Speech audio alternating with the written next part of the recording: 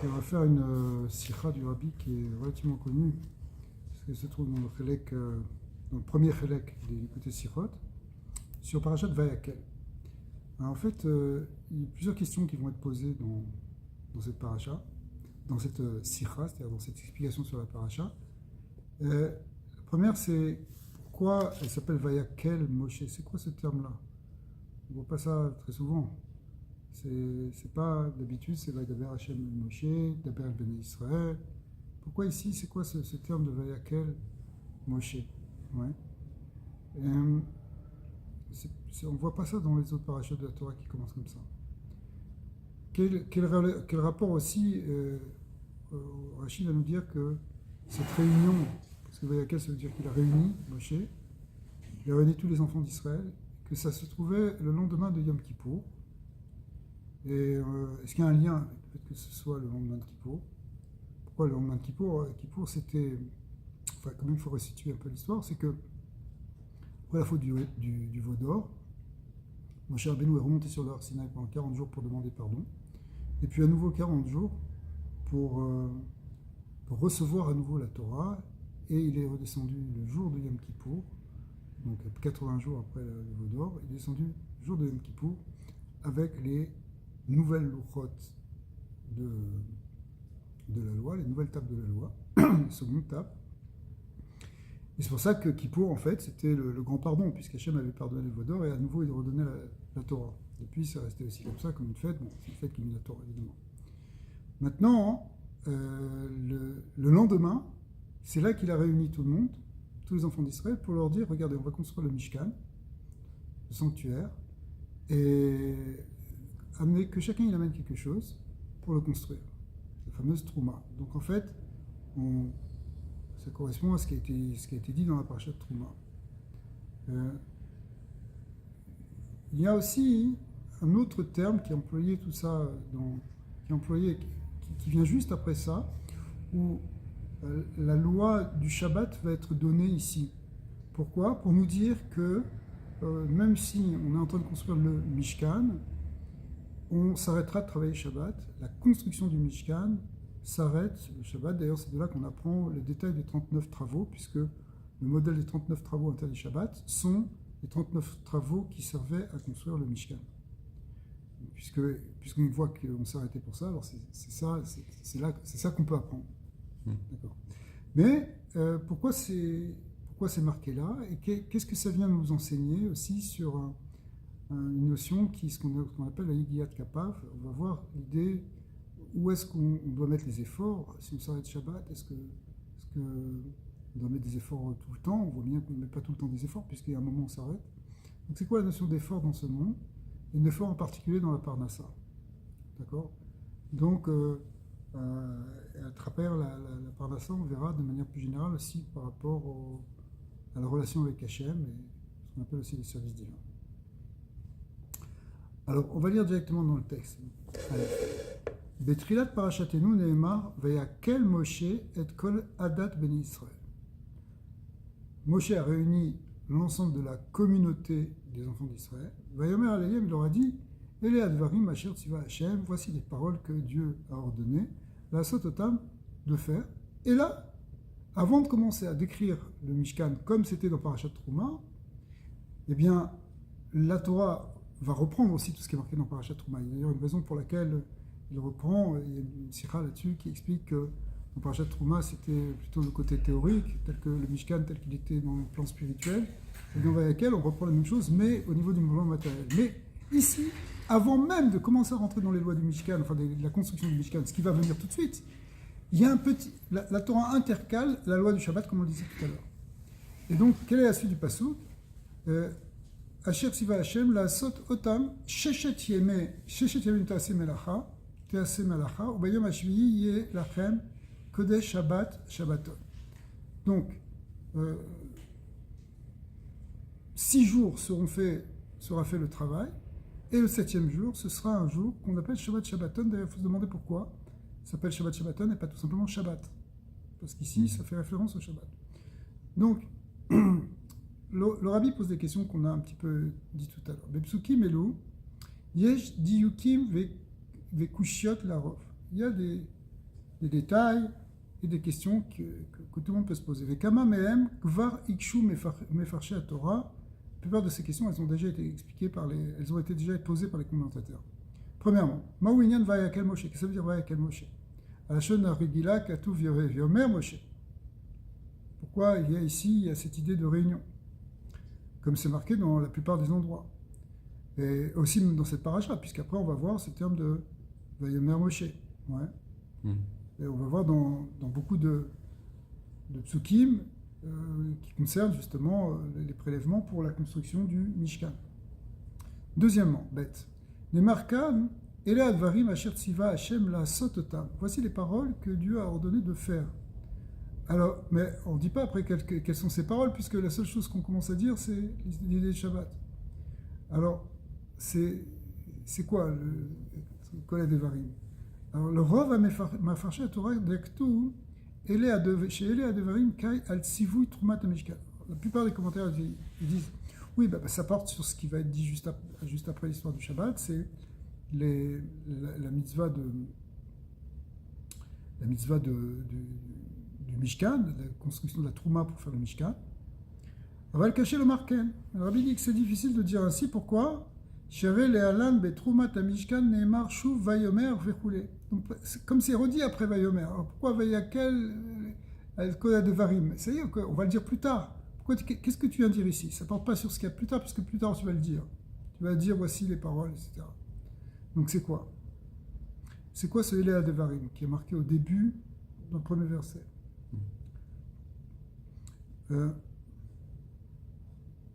Vimken, Be'echar lomar she'amira kan kai alinyan shelifne vayomer hasheni ve'enu alanemar tekav besamur sheshet yamim. Donc en fait, ces devarim-là, qui sont première chose que fait Moshe Rabbeinu quand il dit vous allez écouter toutes ces paroles, c'est quoi toutes ces paroles? C'est ce qui concerne le fait qu'on doit travailler pendant 6 jours et que le 7e jour sera Shabbat. Donc,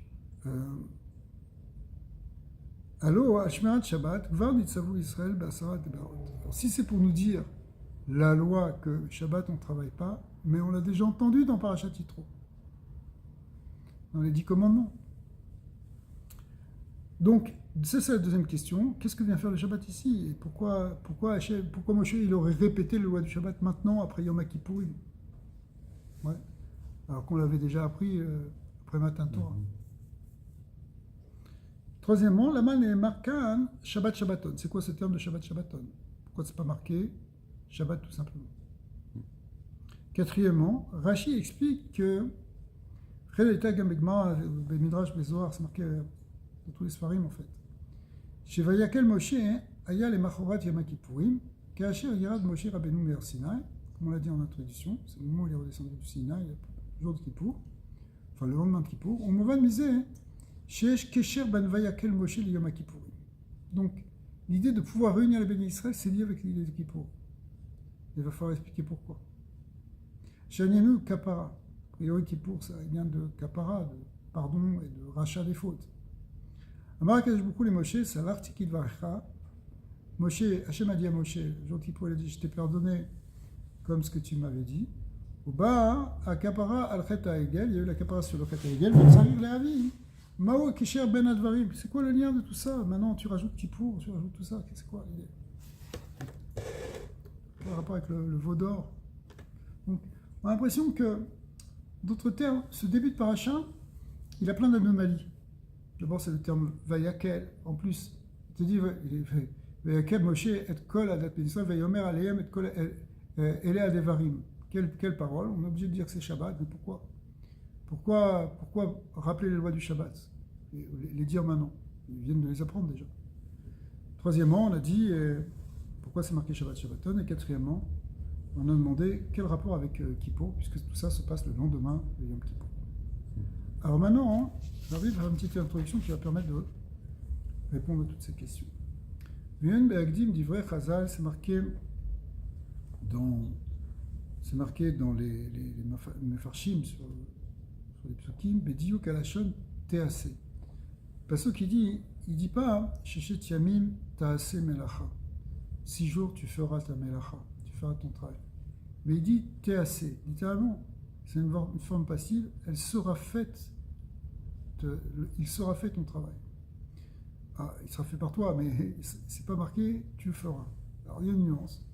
Pourquoi hein? Eh bien, vélo t'as assez, mais pétard, c'est écrit avec un serré et pas avec un pétard. Achiluk ben aleshonod ou t'es assez, bépatar, pardon, pirocho asiya mitor et taskut. Si tu dis t'as assez, ça veut dire bah, tu es occupé à le faire. Alors t'es assez, betséré, mais si tu dis t'es assez, ça veut dire la siya, elle se fait par elle-même. L'action se fait par elle-même. Shadavar naase me'atzmo. On veut voir quelqu'un de Mechilta, c'est pour que la Mechilta elle dit, pour répondre à cette difficulté, qu'est-ce que ça veut dire, sera fait. En général, tu travailles. Elle dit, bah, ça dépend. Pourquoi? Parce que Bisman, chez Israël aussi, si tu fais la volonté de Dieu, quand Israël fait la volonté de Dieu, le travail est fait par les autres. Ouais. Si les bénis Israël font vraiment la volonté de Hachem, c'est les Américains qui s'occupent des routines. Il n'y a pas besoin de faire le travail. Zoui abracha min hashamaim shebeinyanze. Et ça, c'est une bracha de Shamaim. Aval, kol inyan mitparesh gam be'avodat ha'adam. Mais en fait, tu peux le voir même dans le service de l'homme, inyan de te'ase be'tseri, be'avoda ou she'amelacha ve'auvdin dechol mutalin al ha'adam Yisrael be'shet yimei ha'chol tzrichim la'asot lelo et taskut. De là, on apprend une leçon que quand on travaille, il faut travailler, mais sans être complètement investi. Très curieux de dire ça. Mais la Torah nous dit, quelque part, tu le fais, mais en même temps, tu sais que c'est pas toi, puisque c'était assez. Voilà. Tu perds pas de vue l'essentiel. Des fois, tu peux plonger dans ton travail, être totalement absorbé dedans, être investi à 100%. Et bien, la Torah elle propose une autre voie. Voilà. Mibli sheyeh shakua vetarud badavar. Faut pas que tu sois plongé, noyé dedans et épuisé par ça. Et là, kiilu naaseh adavar me'atzmo. Il faut que tu fasses les choses, mais que tu perçois comme si les choses se faisaient par elles-mêmes. Quelqu'un va me dire, ouais, mais c'est trop beau. Comment tu veux dire une chose pareille? Mais non. C'est une question de relation au travail. Alors évidemment, ça demande une émouna. Parce que quelqu'un qui n'a pas d'émouna, il pense que tout doit être sous son contrôle. Il doit absolument tout contrôler. On ne dit pas qu'il faut faire le travail à moitié ou qu'il faut le faire mal son travail. Il faut faire son travail bien, mais il ne faut peut-être pas y mettre la profondeur, la petite minute de notre neshama. La petite minute de notre neshama à l'intérieur de notre âme doit être réservée pour autre chose, doit être réservée pour Hachem. Voilà.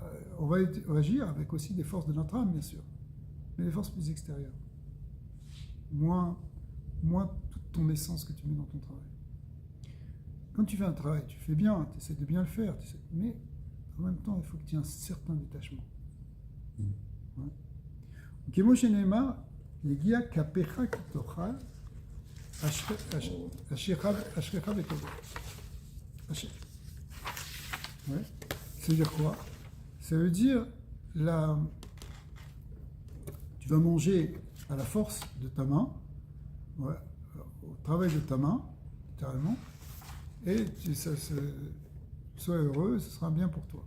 Et là, c'est connu, ce fameux pirouche que ramène le Balatania, dans l'Écoute Torah, et il dit comme ça, chez Igiyat Adam, Avur Tzorkav Agufnim, Tochal, ce qui est marqué dans le Passouk, donc les besoins alimentaires de l'homme, les besoins physiques dans ce monde, eh bien, le travail qui le concerne, Tzricha liyot beyadav o beshar evara, il faut le faire avec ses mains ou avec d'autres parties de son corps, mais qui sont chitsonim, c'est-à-dire kapecha. Le passouk il dit yegiat kapecha kitochal. D'accord? C'est quoi le yegiat kapecha? C'est les efforts de la paume de la main, les efforts de la main, mais pas bilvad. Roche ve'alev tzrichim liyot shkuim b'toiro mizvot. Par contre, ta tête et ton cœur, eux, ils doivent être plongés, au contraire, réservés à l'étude de la Torah et au mitzvot. À tel point que les rébéim, comme le rabbi Shneur Zalman, mais après encore plus son fils et ceux qui ont suivi, ils ont même privilégié le travail manuel pour leur chassidim. Pourquoi? Pour qu'ils aient la tête libre pour penser à la Torah et pour réviser la Torah. Quand tu as une tâche manuelle qui est relativement simple à intégrer, tu peux continuer. Je sais pas, quelqu'un qui fait de la peinture, bon, c'est sûr qu'il doit faire attention où est-ce qu'il peint, mais il peut encore penser à des choses. Sa tête est occupée. Ce qui est plus difficile quand tu as un travail vraiment intellectuel où tu dois mettre ta pensée, ta réflexion beaucoup plus. Alors, théoriquement, hein, c'est sûr que ça ne veut pas dire qu'on a nié tout travail intellectuel. Parce que, bon, le juif, il n'est pas forcément un peintre, il peut être aussi un professeur, il peut être aussi un médecin, il peut être aussi un informaticien. Donc, quelqu'un qui va aussi fonctionner avec sa tête. Mais même quand on fonctionne avec sa tête, il faut garder quelque chose de connecté à la Kedusha et pas être sans limite investi dans ce qu'on fait. C'est ça le message. Alors,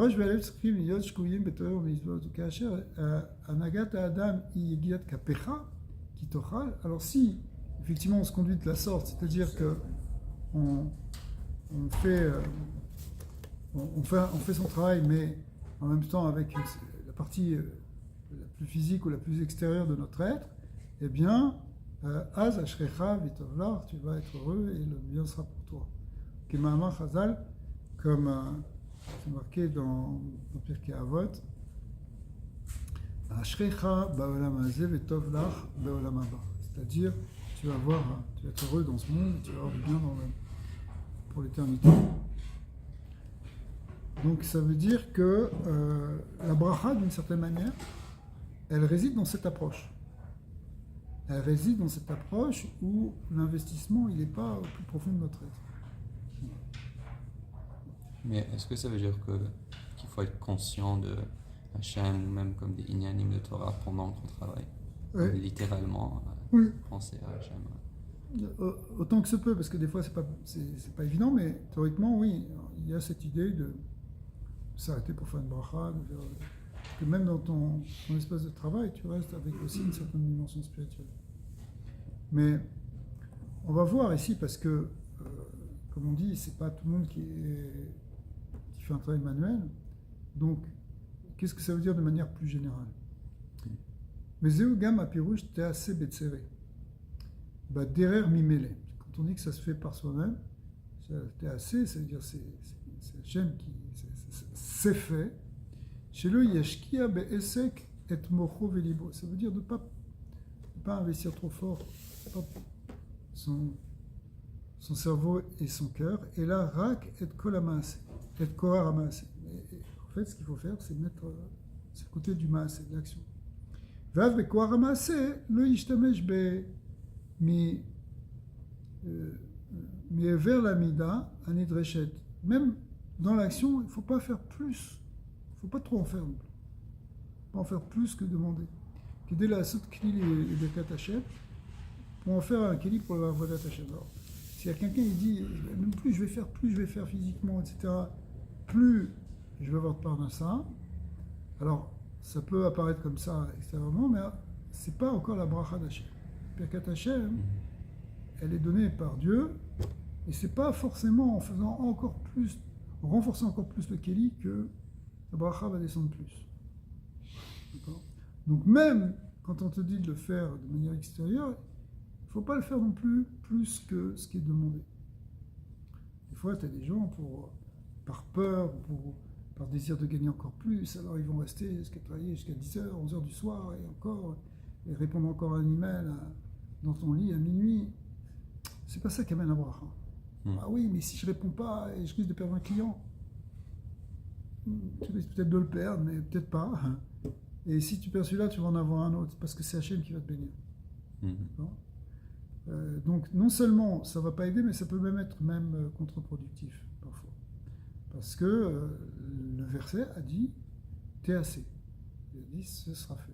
Donc si c'est la Torah qui a dit comme ça, c'est que c'est une clé pour la manière de travailler.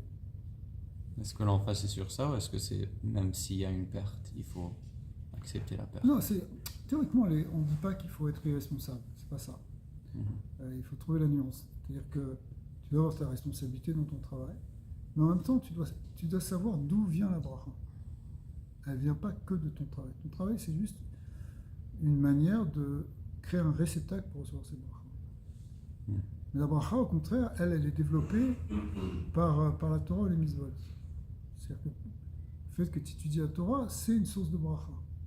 Peut-être que tu ne le fais pas pour ça, parce que tu es plus désintéressé que simplement étudier la Torah pour recevoir une part de ça. Mais en même temps, c'est la Torah et les mitzvot qui sont la clé de la bracha. La birkat Hashem. Ah, mais je vois des gens qui ne sont pas religieux, ils n'étudient jamais, ils ne pratiquent pas, et pourtant ils ont un grand shefa. Alors, quelque chose qui ne va pas dans le système. Alors, non plus, il faut faire très attention à ce qu'on voit à l'extérieur, parce que même la richesse n'est pas forcément synonyme exactement de bracha. Bracha, c'est autre chose. Bracha, c'est une vie où tu vois justement, tu vois la main d'Hachem, tu vois la bracha justement. Être très riche et être très malheureux. Il y a des gens qui sont très riches et qui sont beaucoup, donc c'est pas forcément ça ce qu'on appelle la bracha. Et ce qu'on veut, c'est la bracha. C'est pas simplement des dollars. Ouais. Alors même si qu'il y ait une abondance de richesse, ça fait partie de la bracha, ça doit en faire partie, ça peut en faire partie, mais pas forcément nécessairement. Donc il faut, dans cette idée, il y a justement de savoir jusqu'où j'investis mon effort matériel par rapport à un effort que je devrais mettre ailleurs, qui serait un effort spirituel, fort dans la Torah. Dans ce mot TAC, ça vient te dire justement, parce que on a dit que quand tu fais la Mechilta, il dit que tu fais Retzono chez Makom, alors Melacha Nasali d'Achirim, ça peut aller jusque-là. C'est-à-dire qu'on peut être libéré en quelque sorte du Hamal dans le travail, ou en partie être libéré de cette Yegiya, si on met notre Yegiya, notre effort et notre étude dans la Torah. C'est comme si on a des efforts, on va devoir en faire. Il faut savoir comment les répartir. Et avec quelle force de notre Neshama on répartit, comment on répartit les forces de notre Neshama aussi dans cette répartition des efforts qu'on va faire, qu'on va fournir. Ouais. Donc, le côté intérieur de notre être, ça doit être réservé à la Torah. C'est là-bas qu'on doit mettre les efforts de la Torah. Les côtés extérieurs, on va les utiliser, et encore, même dans la quantité, il faudra bien circonscrire les choses. Par exemple, tu vois, on te dit dans l'Halacha, même après Chatzot le vendredi, tu ne fais pas un travail qu'à voir. Pourquoi ? Parce que maintenant, on rentre dans Shabbat. C'est pas encore Shabbat, pourtant je peux travailler. La Shkia, ce soir, c'est à 7h. Je peux encore, Kebal Shabbat, c'est à 6h30, disons. Je peux encore travailler jusqu'à 6h. Après, je rentre vite et je me lave et je vais à la synagogue. Non. Tu peux être amené à faire des travaux. On a le droit de faire des travaux pendant cet après-midi de vendredi. Mais en même temps, il faut déjà orienter ton être vers Shabbat. Donc, théoriquement, si tu peux, c'est pas toujours facile, tu fais pas un travail fixe, régulier, le vendredi après-midi. Pourquoi ? Alors, ça rejoint cette idée. Ça veut dire, oui, parce que maintenant, les efforts que tu dois faire, c'est pas des efforts directement dans ton gagne-pain, mais c'est des efforts dans la préparation de Shabbat. Alors, mets ton préchec, tes efforts pour préparer le Shabbat.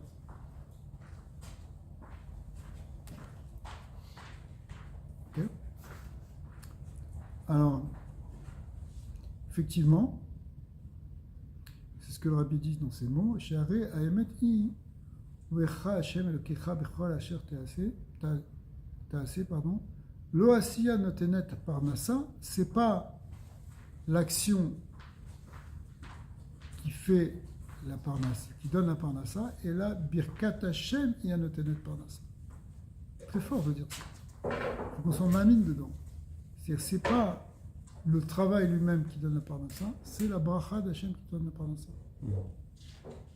Malheureusement, tu peux voir des gens qui font des études et puis après, ils ne trouvent pas de boulot, ou même quand ils font du travail, après, ça ne marche pas. Et puis, tu vois des gens font des gros efforts pour monter un business et puis finalement, à la fin, ils se font avoir par un associé et ils n'ont rien gagné après avoir fait 6 mois d'investissement jour et nuit. Pourquoi? Pourquoi? Si c'était ton travail qui donnait la parnassa, ça aurait dû être un effet, enfin, une relation de cause à effet. J'ai fait des efforts volontaires, j'ai travaillé pendant 50 heures chaque semaine pendant 6 mois. Je devrais avoir un salaire par rapport à ça. Je devrais avoir une récompense, une parnassa par rapport à ça. Et des fois, ça ne marche pas. Des fois, il n'y a pas la parnassa. Alors, qu'est-ce qui fait la parnassa? Le Kharami nous dit, c'est la birkat Hashem, c'est la bracha d'Hashem qui fait la parnassa. Et des fois, tu vois quelqu'un, il fait un petit peu de travail, hop, les choses viennent. Parce qu'il y a la bracha. Enzo Tela chez Birkat Hashem Zekuka le Keli Beteva. Simplement, cette bracha d'Hashem, elle nécessite, pour rentrer dans le monde physique, un Keli, un réceptacle naturel. Un réceptacle dans la nature. C'est quoi ce réceptacle dans la nature? C'est justement le travail que tu vas faire. Le travail n'est que le moyen, le réceptacle justement de cette bracha, mais ce n'est pas le Keli qui fait la parnassa. ולכן יש סורר בכל אשר תעשה, אבל סוף סוף אין זה אלא בכל אשר תעשה, אבל סוף סוף אין זה אלא ככלי בלבד. Mais pourtant, ce travail n'est qu'un כלי. ולכן צריך לעסוק בכך רק כפי הנדרש לעשיית הכלי. Donc, le travail physique, enfin le travail que tu vas faire concret, il doit être pas plus que celui de construire un keli. Kelomar, la roche ve'alev liot shkuyim bekar klal, al la roche ve'alev liot shkuyim bekar klal. Donc, effectivement, la tête et le cœur ne doivent pas être complètement plongés dedans. Avec qui pousse Terboulot, Kedogme ou Kedoumé, par exemple, chercher des combines, chercher. Non, sois pas chou dans ton travail. Fafilou Bekwar Amassé, Yesh Leishtamesh, car Rag Milat Aechar. Et même dans le Massé, tu dois faire juste le strict nécessaire. C'est pas quelque chose qu'on aime entendre dans le monde occidental dans lequel on est. C'est très difficile à comprendre, comment exécuter. Comment faire parce ça? Parce que la valeur, ce qui est véhiculé plutôt, c'est que en fonction des efforts que tu vas faire, tu vas avoir la part de ça. On voit que c'est pas ça. Ici, c'est une autre approche. Alors, ça ne veut pas dire qu'on reste passivement à attendre que la part de ça elle tombe, mais ça veut dire qu'on crée un keli, mais en même temps, on sait que c'est un keli, que c'est pas un keli, ça veut dire que c'est un instrument. Tu confonds pas l'instrument, tu confonds pas le contenant avec le contenu. Tu vois? Donc, quand tu fais un keli, bon, pourtant c'est qu'il y a un keli. Tu n'es pas obligé non plus de trop en rajouter. Parce que ce que tu veux, c'est de parler de ça. Le or, ça vient de Torah et Mitzvot. Ouais. C'est ça qui attire la bracha, qui est même cher la bracha. לאמיתו של דבר, ראוי היה שלא תינתן רשות כלל לעסוק במלאכה. Alors, en fait, de manière absolue, théoriquement, on n'aurait pas dû faire de travail. Voilà, ça aurait été bien. Sharé et Hashamayim vet haaretz animale, puisque le prophète nous a dit que Hachem remplit le ciel et la terre. Donc, si Hachem est partout, qui remplit tout, si tu as besoin de travailler, tout te donner à chaque instant. Ouais. C'est marqué aussi Moale Kol Haaretz Kavodo. Ou mitzat kavod melech malchei hamelachim hakadosh baruch hu lo yeh makom le'atir asiyat melacha. Ça c'est très beau de dire des choses comme ça. C'est du point de vue de Dieu, le Kadosh Baruch Hu qui est le roi des rois. Théoriquement, on n'aurait même pas dû travailler. C'est comme si, je sais pas, tu es invité par quelqu'un de très puissant, t'offre tout, dans un grand faste, etc., dans son monde. Puis toi, tu dis, bon, bah, je vais faire quelque chose, je vais travailler. Mais c'est pas le but de travailler, là. On est dans la réception. On est en train de recevoir des gens, là. C'est pas cher. C'est pas cher du tout. Et effectivement, man des Marvé Kadam Malka, c'est quoi? C'est quelqu'un qui veut commencer à faire des choses devant le roi. Ça se fait pas. Rak Torah, Nitna Reshut, Ve'av Tzifta Lasot Bemelacha. En fait, pourquoi on travaille? C'est parce que la Torah l'a permis et même elle l'a ordonné. Mais sinon, dans la théorie, on ne devrait même pas travailler. C'est comme si c'est un affront à Hachem. Hachem, il crée un monde, il crée des créatures, il est pas capable de les nourrir. Il demande en plus qu'on fasse des efforts. Comment tu vas faire ça?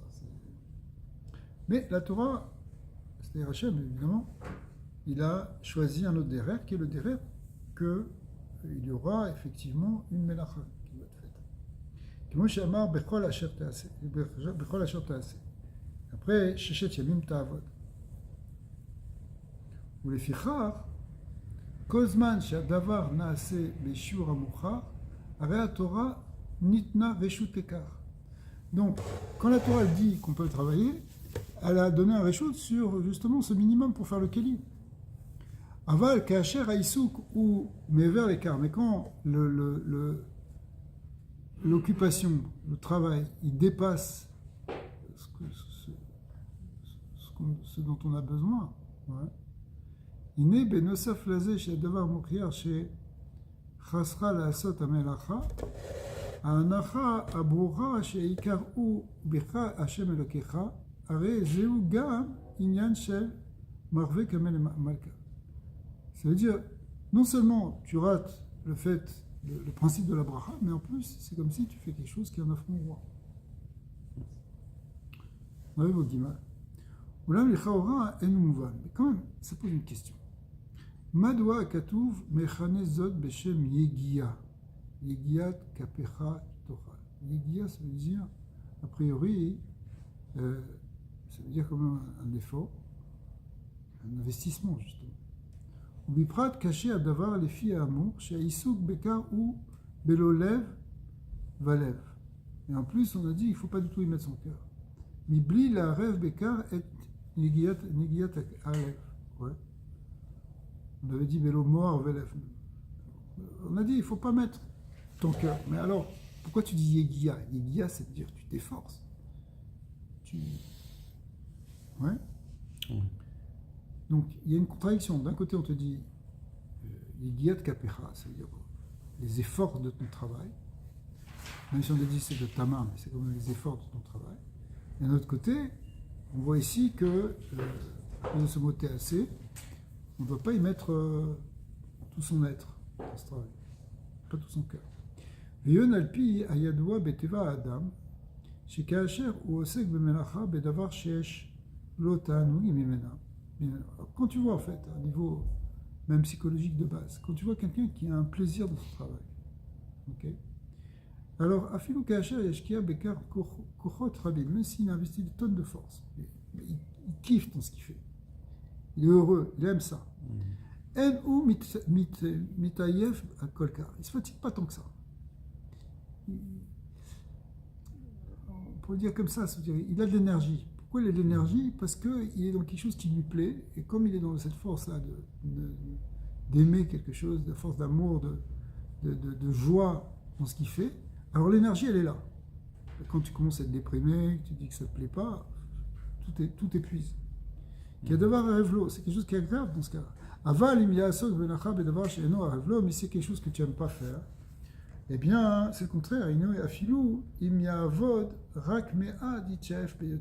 un petit peu, ça te fatigue.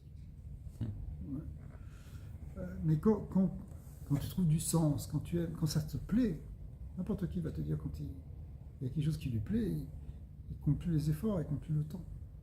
Ouais. Mais quand ça ne te plaît pas, tu regardes ta montre, tu dis quand est-ce que je vais sortir. C'est pas dans une autre sikha où ça disait qu'il ne faut pas trop aimer ce qu'on fait. Est-ce que ça rejoint ça en tout cas. Ouais.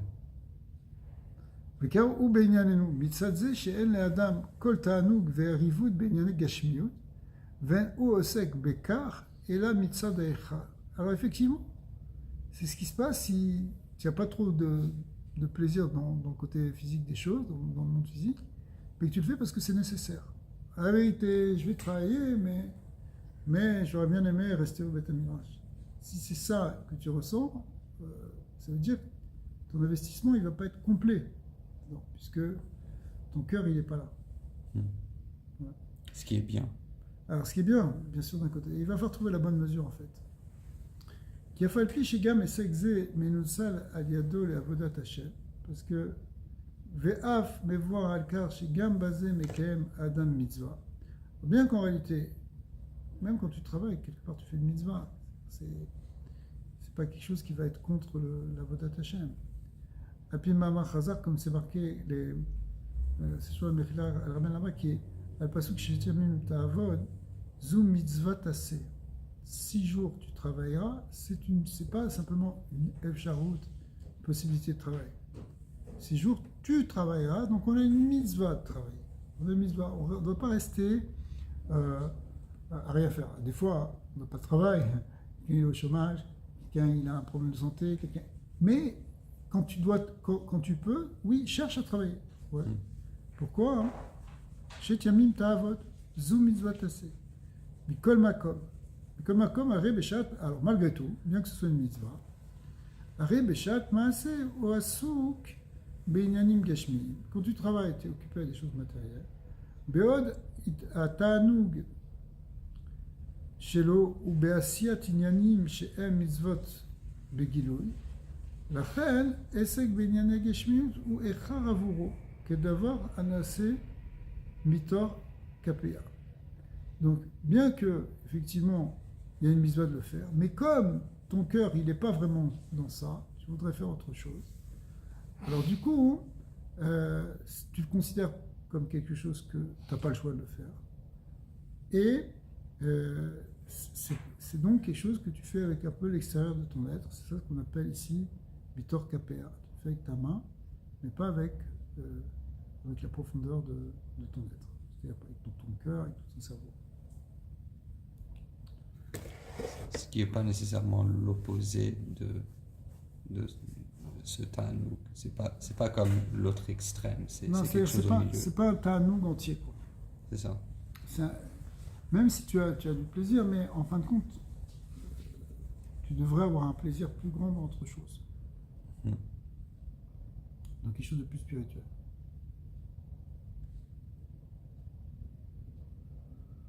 Alors, donc on arrive à la page d'après. Aré mitzad aechar, ze av sheeshkan yegiyat moetet.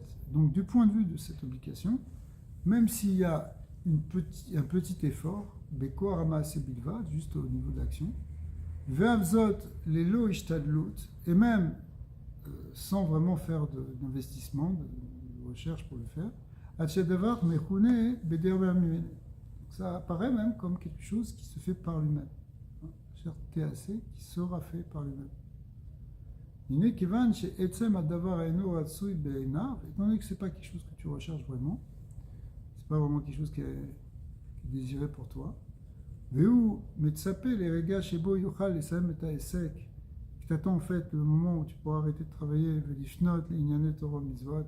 pour pouvoir te consacrer Torah ou mitzvot.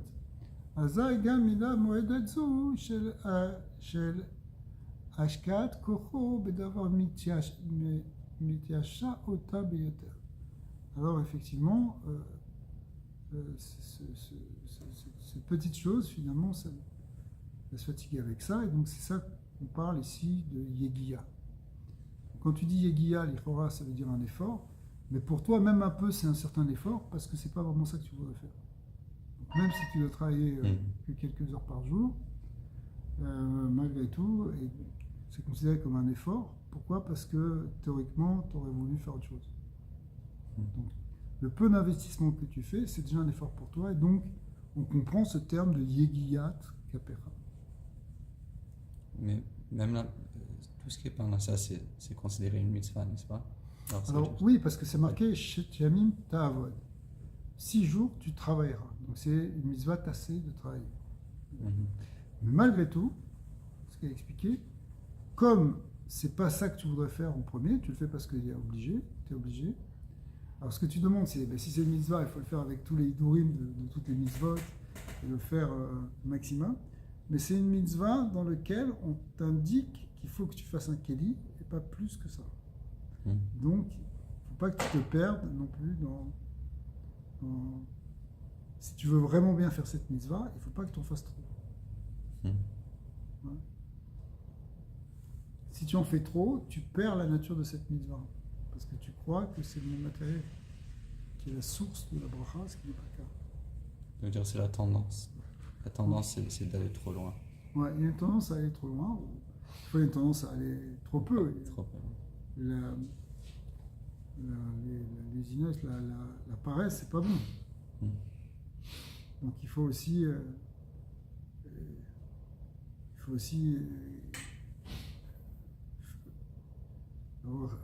être responsable, quoi.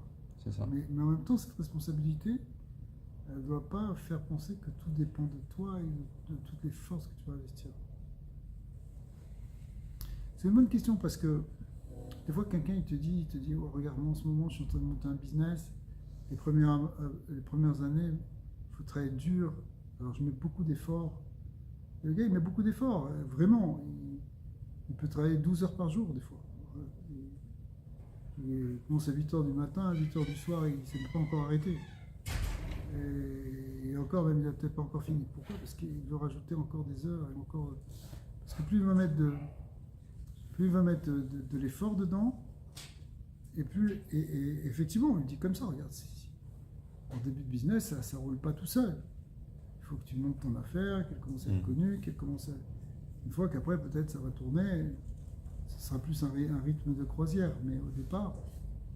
Alors, effectivement, on ne peut pas lui dire non plus à cette personne-là, lui dire, regarde, sois cool, mais en même temps, tu vois, cette sira, elle te dit qu'il faut pas se tromper. C'est pas en mettant trop d'efforts, en attachant trop d'importance au Kéli, que tu vas faire réussir les choses. Donc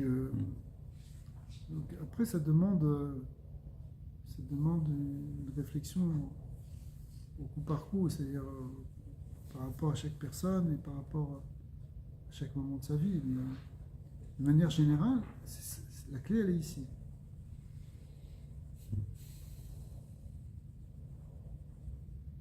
Alors maintenant, on va comprendre cette idée-là de TAC.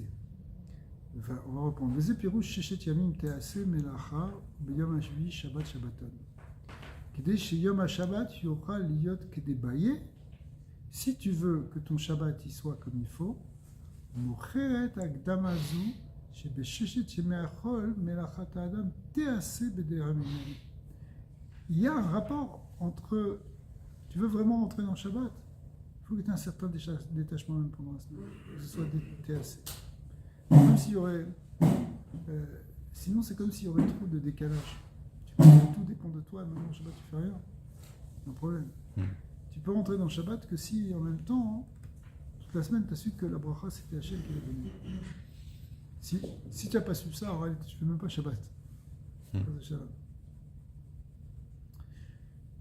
Ita, Leolam yireh Adam, Bechol Shabbat Kiilu Kol Melechetz, Kol Melachto Asuya. Quand tu rentres dans le Shabbat, hein, c'est marqué comme ça, je crois, dans le Tarabé, que quand tu rentres dans le Shabbat, c'est marqué aussi ailleurs, tu dois considérer que tu as fini tout le travail de ta semaine. Ah, pourtant, je n'ai pas fini, j'ai encore des dossiers en cours, et dimanche, je les ferai. Mais maintenant que c'est rentré Shabbat, dans ton esprit, tout est fini. Ouais. Tu as plus... Il faut que tu arrêtes comme si c'est terminé, on a fermé le dossier. Alors, Shabbat, tu fermes ton ordinateur, tu l'éteins, tu le ranges, et ça y est. Ouais. Ah, pourtant, j'avais les dossiers à finir, mais tu les finiras après, mais bon, pour l'instant, ils sont considérés comme finis. D'accord ? C'est très important pour rentrer dans l'esprit du Shabbat.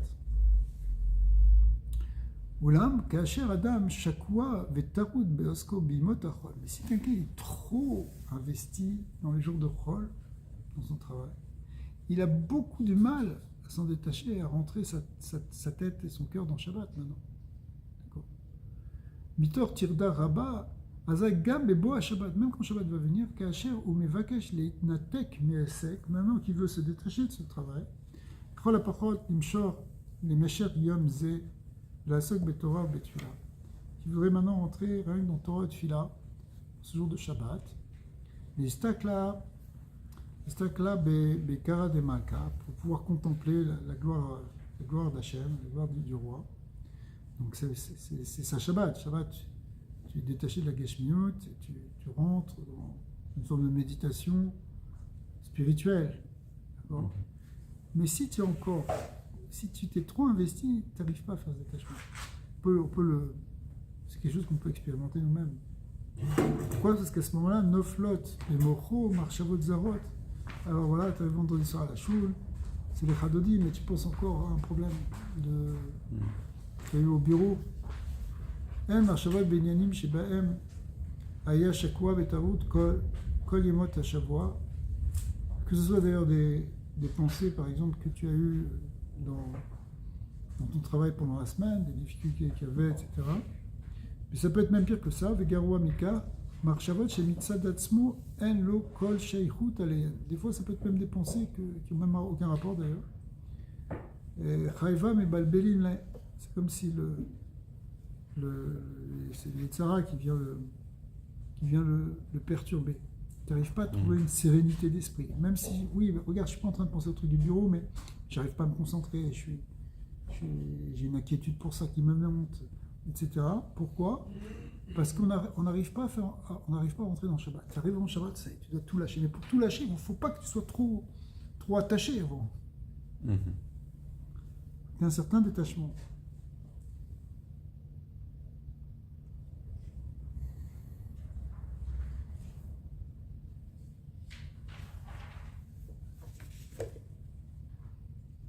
On va revenir à Vayakel. Ouais, on va y arriver. Voilà, Kacher, Sheshetiame Tease, Bedera Mimele. Mais quand c'est Mimele, c'est-à-dire que tu considères que ton travail, bien que tu le fais extérieurement, c'est Hachem qui le fait réussir, et c'est lui qui le fait d'une certaine manière. Azaï, Obayom Ashvi, Shabbat, Shabbaton.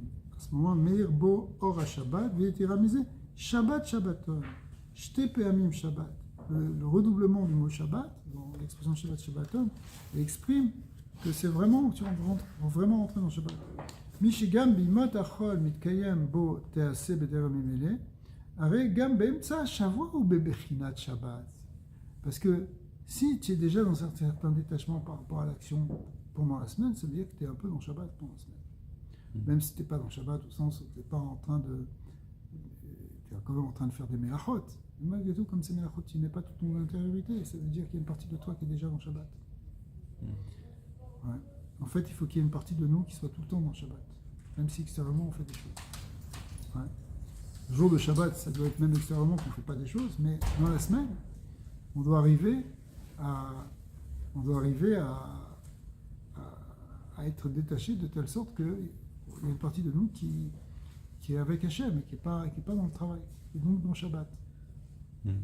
Du coup, à ce moment-là, si on dit que dans ta semaine, tu es dans une sorte de Shabbat, alors à Shabbat lui-même, ça s'appellera Shabbat Shabbaton. C'est pour ça que le Shabbat, normalement Shabbat c'est Shabbat, c'est pas Shabbat Shabbaton. Pourquoi tu répètes la chose? C'est Shabbat Shabbaton au sens où tu as déjà fait Shabbat pendant la semaine, d'une certaine manière. Quand tu n'es pas trop investi dans ton travail. Alors,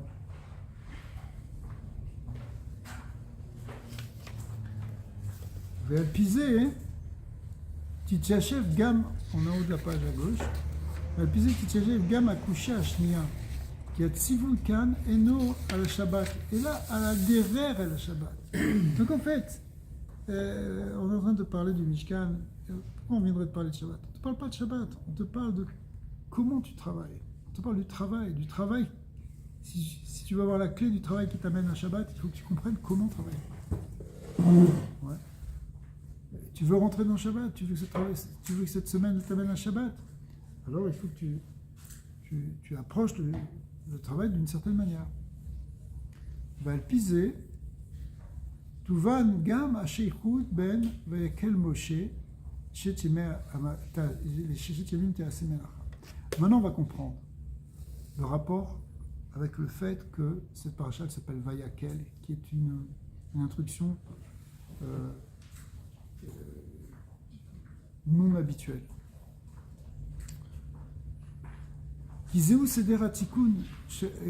va apprendre aussi toutes les questions qu'on avait posées au début. Ben Nachat Yom Kippourim, pourquoi c'était le Yom Kippour? Parce qu'en fait, on va voir que c'est le tikkun du Chet HaEgel. Pourquoi c'est le Kippour? Kippour, le feu du Vaudor a été complètement pardonné. Mais en fait, Odot Chet Avoda Zara, si on veut comprendre le Hegel, il faut comprendre qu'est-ce que c'est l'Avoda Zara. C'est quoi le fondement derrière le veau d'or? Fondement de l'idolâtrie. C'est quoi le problème de l'idolâtrie? Vous savez ce que c'est le problème de l'idolâtrie? Alors Rambam, il ramène au début, dans Ilchot, il dit que il explique comment est venue la Avoda Zara. Il explique que la Avoda Zara, elle est venue lorsque les hommes, à l'époque de Enoch, ils ont commencé à contempler l'importance des astres et voir que Dieu leur avait donné une grande force. Mais ils se sont dit, si Dieu leur a accordé tellement d'importance à ces astres, puisque le Shefa il descend à travers eux, eh bien ça veut dire que nous aussi on doit les considérer comme quelque chose d'important. Et de là, ils ont commencé après à faire un culte pour les constellations, pour les planètes, ce qu'on voit dans toute l'Antiquité. L'idolâtrie, elle part sur les dieux célestes qui sont en fait les constellations, les forces des étoiles et des planètes. Et pour faire simple, ils n'ont pas compris une chose, c'est que c'est vrai que Dieu, il utilise les astres pour faire passer telle ou telle force dans le monde, telle influence dans le monde, mais ces astres, ils sont totalement passifs par rapport à Hachem. L'image qui est donnée, c'est comme la hache dans la main du bûcheron. Ouais. Quand tu prends un bûcheron, tu vois sa hache, la hache, si tu crois que c'est la hache qui coupe l'arbre, parce que tu vois la hache frapper l'arbre, ne te trompe pas. Parce que la hache, s'il n'y a pas le bûcheron qui agit, la hache, elle reste inerte, elle fait absolument rien, elle a strictement zéro pouvoir. Alors, le fondement de l'idolâtrie, il vient quand tu accordes à des choses matérielles un pouvoir qu'elles n'ont pas. Et tu oublies que tout ce qui fait qu'elles peuvent fonctionner, c'est simplement parce qu'Hachem les fait fonctionner. Les astres, ils peuvent avoir telle influence dans le monde, et tel Shefa va descendre du ciel par les constellations, mais elles sont totalement passives. C'est pas par elles que ça passe. Donc maintenant, on comprend le lien avec le travail. Parce que toi, tu fais ton travail, mais on a dit le travail, c'est comme un keli. Et un keli, si tu le bouges pas, il bouge pas. C'est-à-dire, c'est pas le keli qui fait la chose. C'est pas le keli qui fait la bracha, qui fait la parnassa. On a dit, c'est la birkat Hashem qui fait la parnassa. Nous, on fait un keli pour recevoir. C'est comme, le bûcheron, il a besoin de prendre la hache pour couper l'arbre. Ouais. Nous aussi, on a besoin de faire des choses. C'est Akadosh Baruch Hu a demandé, qui a mis le système en place comme ça. On a dit, ça doit être fait, mais avec l'idée claire que, attention, ne faisons pas de notre travail une idole, un veau d'or. C'est-à-dire penser que c'est uniquement tout ce qu'on fait qui fait qu'on a bracha. Toi, tu vas faire ton travail, mais il ne faut pas que tu t'investisses trop non plus. C'est ce qu'on a vu dans tout début de la Sira. Parce que si tu t'investis trop, non seulement tu ne fais pas ce qu'Hachem a demandé, mais tu peux même être contre-productif et bloquer la bracha d'Hachem. Parce que tu penses que tout vient de toi. Si tu penses que tout vient de toi, alors débrouille-toi. Ouais. Mais si tu laisses la place à Hachem et que tu fais ce que tu dois faire pour faire le kéli, tu gardes ton énergie pour étudier, pour faire des mitzvot, au contraire, le kéli va beaucoup mieux fonctionner. Ah, mais pourtant, si j'avais travaillé 2 heures de plus, j'aurais pu faire encore plus rentrer d'argent dans la caisse. Pas sûr, du tout. Si quelqu'un il veut être aveugle à ce système et rentrer justement dans une vision qui est véhiculée par le monde, où tout dépend des efforts de travail, mais il rentre dans le monde en réalité des akum, des ovde, kochavim, mazanot. Il rentre dans une forme d'idolâtrie. Parce qu'il pense que c'est la matière qui est la source de la bracha. C'est pas la matière qui est la source de la bracha. La matière, elle est le véhicule de cette bracha. Elle est ce qui permet à la bracha de passer. Donc, ne te trompe pas dans l'équilibre entre la bracha et ton kéli. Donc, maintenant qu'on vient réparer la faute du veau d'or, c'est le moment, puisque ça a été réparé le jour de Kippour, c'était 80 jours après la faute du veau d'or, et maintenant que c'est réparé, Moshe, il peut enseigner cet enseignement fondamental, finalement, sur le travail. Ne soyez pas des idolâtres, même dans votre travail. Ah, mais je ne suis pas un idolâtre parce que je ne me prosterne pas devant une statue quand je suis en train de travailler au bureau. Oui, mais attention, le fait que tu donnes trop d'importance à quelque chose de matériel, c'est la source, c'est le principe de la Avodah Zarah, nous dit le Rambam. Il ne faut pas se tromper. Ta relation, elle est avec Hachem. Même si dans ton travail, tu vas faire des choses concrètes, mais il ne faut pas que tu perdes de vue l'essentiel. Alors, des fois, on a des peurs, et on se dit, il faut que je fasse... Oui. Et on voit qu'il y a des tonnes de limites qui ont été mises. Alors, par exemple, entre autres, la limite du Shabbat. C'est que si tout dépendait de tes efforts, alors tu ne devrais pas t'arrêter Shabbat. Tu devrais travailler 7 jours. Mais quand tu ne travailles pas Shabbat, ça permet de comprendre que c'est Hachem qui donne la part à ça. Alors, même si pendant 6 jours, j'ai travaillé. Mais pour ça, on a vu un peu plus profond. Donc, pour arriver à vraiment faire Shabbat, il ne faut pas que tu t'investisses trop dans la semaine. Si tu es trop plongé dedans, tu n'arrives même pas à rentrer dans Shabbat. Des fois, quand on a des soucis très forts, on n'arrive pas à rentrer dans la douche de Shabbat. On n'a pas l'esprit apaisé. Ouais. Donc, si tu veux vraiment entrer dans Shabbat, il faut que tu travailles sans trop investir ton cœur et même ta tête. Quelqu'un qui m'a dit cette semaine, justement sur ça, c'est quelqu'un qui est dans les affaires, qui était avec un grand homme d'affaires, Chassid, très grand. Ils étaient en rendez-vous avec un Italien. C'était vendredi après-midi, le rendez-vous prenait plus de temps que prévu. À un moment, il s'est levé, il lui a dit: je dois partir. L'Italien lui a dit: comment ça? On arrive au bout du dossier, on voulait signer. Et si tu ne peux pas le faire en 6, tu ne pourras pas le faire en 7. Exact. Exactement ça. Tu ne peux pas le faire en 6 jours de la semaine, il a dit: le 1 jour que je vais prendre off, tu ne peux pas le faire en 6, tu ne pourras pas le faire en 7 non plus. Alors il a dit: t'inquiète pas. Ouais. Ça sert à rien de... Tu peux pas trop pousser parce que tu es dans le monde d'Hachem en fait. Hein.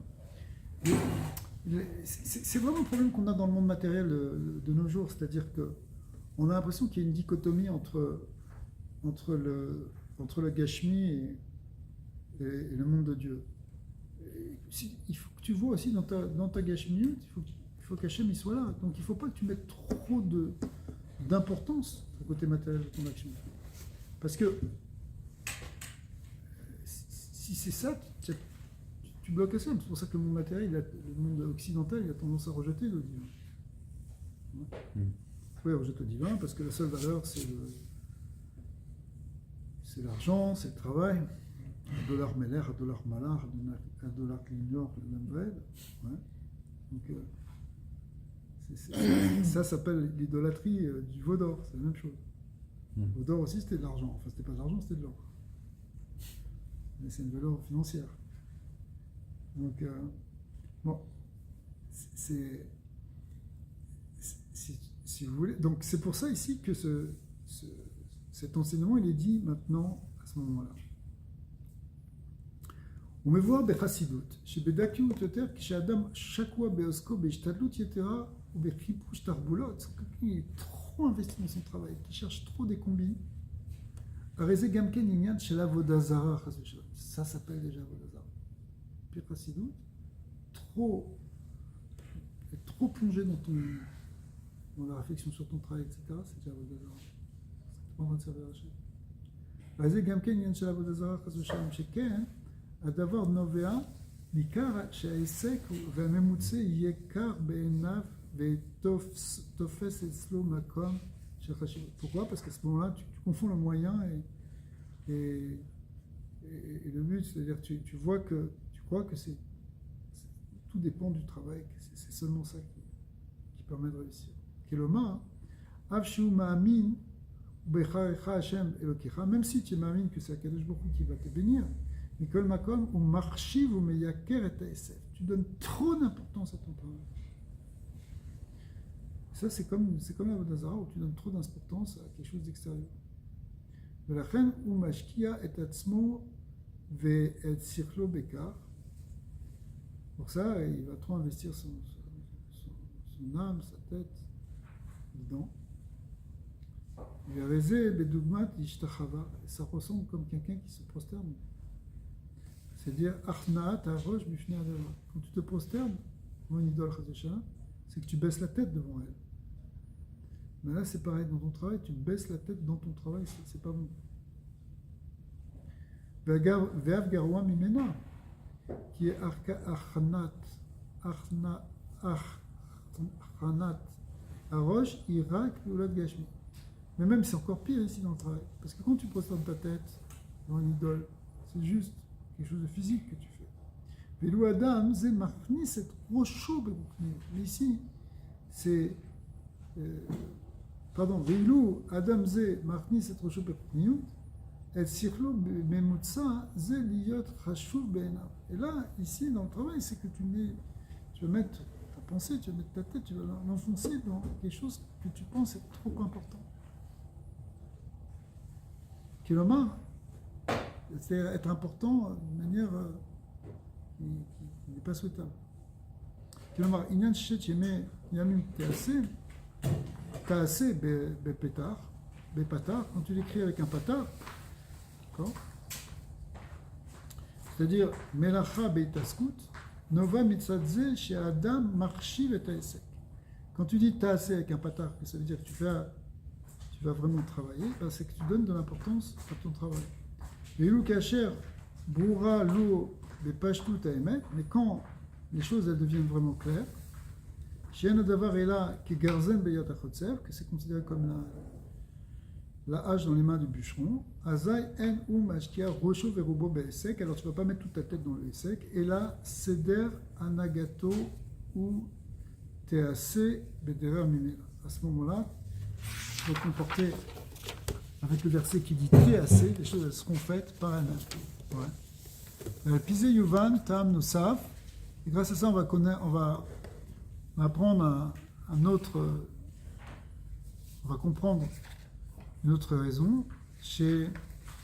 Car chez ala nagat amura ne'emar tease beder mimele, et fi chez beofenze barur lo bepashtut shelo esek noden lo parnasa. Quand tu dis ça, c'est que tu arrives vraiment à la compréhension que c'est pas ton esek, c'est pas ton affaire qui t'amène à parnasa.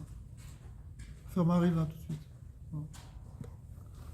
Et là, Shadidé à Esek, ou Mekabel Parnasato Mikoa, ou Bercha Hashem Elokecha B'Terer Mimele.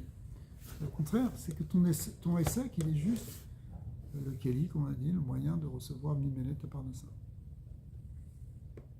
Alors maintenant, on arrive à la dernière question. Pourquoi ça s'appelait Vayakel Moshe?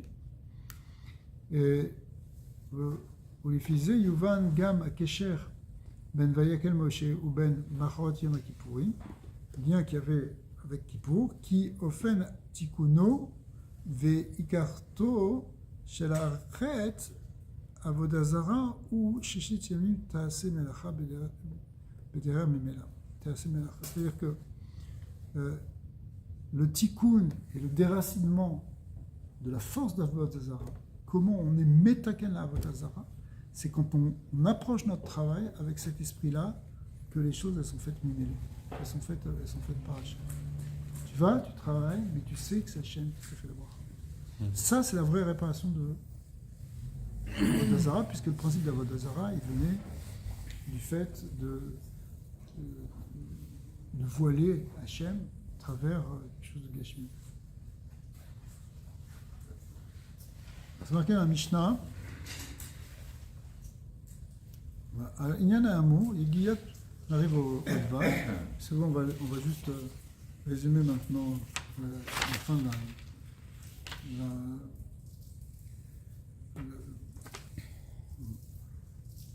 c'est qu'en fait, ici, ce Vayakel, Hachem, en fait, Moshe Rabbeinu, il a rassemblé tout le monde.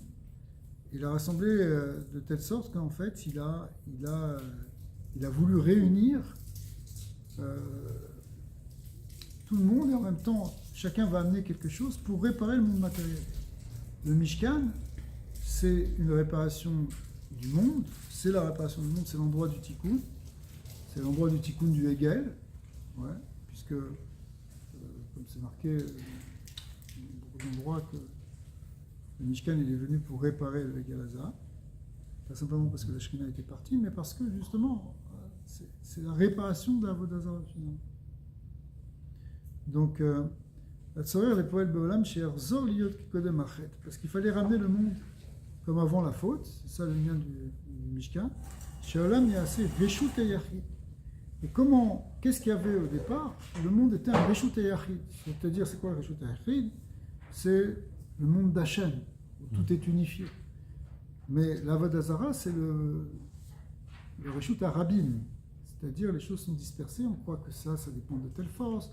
Ça dépend de telle force, c'est-à-dire qu'il y a plusieurs choses dans l'univers qui sont contradictoires, et peut-être on va se tourner vers celle-là pour améliorer cette chose, on va se tourner vers une autre force ou un autre Dieu pour améliorer telle autre chose. Mais quand on voit que tout vient d'Akadosh Baruch Hu, en fait on ramène le monde dans son origine qui est le Yichud, ce qu'on appelle le Reshut HaYachid. Donc l'idée de Moshe Ikil, qu'il a réuni avec Kibetz, Kol HaInyanim et l'Achdut HaAmiti, c'est quoi ce Vayakel? C'est que Moshe, il a tout ramené vers l'unité. וכיוון שכל העניינים שבעולם מתחלקים לשלושת דרגות, עולם שנה ונפש, מנה כתוב כאן את שלושה עניינים, בכל מושבותיכם, כל הדת בני ישראל, ששת ימים, קיבץ כל העניינים יחדיו אל האחדות האמיתי, ובכוחו של משה. Donc Moshe Rabbeinu, il a eu cette force de réunir tout, et c'est pour ça qu'il y a une allusion ici au temps, à l'espace, aux hommes, parce qu'il fallait tout réunir pour construire ce Mishkan, mais avec cet esprit justement que c'est Hachem qui fait la Melacha, et c'est pas nous. Ve'edei avodah zu nishlemet tachlit kavanat habriya, et en faisant ça, effectivement, ça amène la finalité de la création. Matzav ba'olam choser liyot kekodem achet, et ça ramène le monde tel qu'il était avant la faute. Kasher olam al miluo nivra, comme quand le monde était créé dans sa plénitude. La shlemut basée begilui tiye le'atid, ça on va le voir le'atid, ou kemam chazal samach shabbat le melachet hamishkan. Pourquoi le Shabbat a été mis à côté du travail de Mishkan, et nous, chez Avodah Zu Mevia le Binyan Bet Hamikdash Shlishi B'Merav Yamin. En réalité, c'est cette approche-là du travail, elle nous rapproche du troisième Bet Hamikdash. Parce que c'est vraiment le tikkun de l'Avodah Zarah. Le Voda, on pourrait dire d'une certaine manière, pour nous, c'est l'Avodah Zarah qu'on a de l'argent et du travail. Surtout dans le monde occidental, en Amérique du Nord en particulier, l'argent et le travail, c'est vraiment la source de la chayut, la source de la bracha, la source de la vie. Mais on voit que c'est pas comme ça. C'est juste un moyen. De même que les planètes, elles sont juste un moyen de véhiculer le shefa, eh bien, le travail, c'est aussi un moyen de véhiculer ce shefa. C'est pas plus qu'une hache dans la main du bûcheron. Ouais. Donc nous sommes Ouais, toutes ces discussions-là, les philosophes sans fin, ça ne résout aucun problème humain. Ça c'est bien dit ça. Non, non, Ben, si, justement, c'est ça la clé. La clé c'est que... la clé de quoi? Alors pourquoi étudier? Non, S'il n'y a pas on fait une tequila avec l'espoir que Hachem va